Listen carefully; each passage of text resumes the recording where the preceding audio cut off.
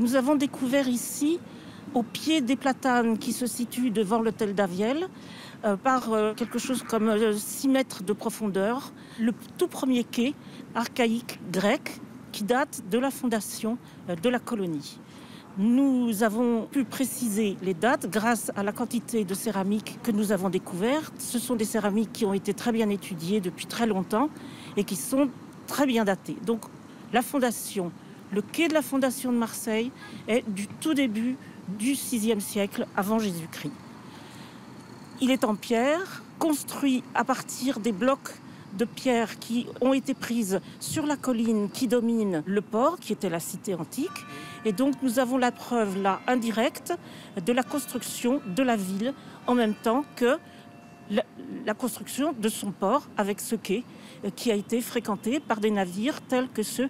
qui ont été découverts à côté place Jules Verne, qui avaient été abandonnés, mais qui ont, eux, navigué, dont un navire de commerce et un navire de pêche au corail, qui ont été abandonnés dans le 3e quart du XVIe siècle avant notre ère. Ce quai, à cette époque-là, d'ailleurs, à la fin du VIe siècle, est envasé complètement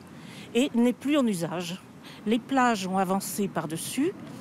et les Grecs ont reconstruit un autre quai qui est plus en avant par rapport à la colline,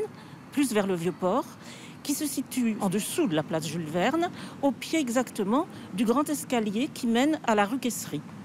Il est construit avec une technique un peu différente que le tout premier, mais il avait un parement côté mer, un bord de quai,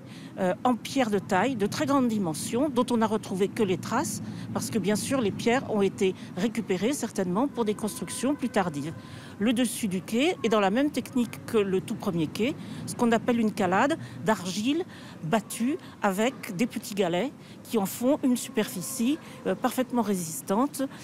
et très simple à mettre en œuvre.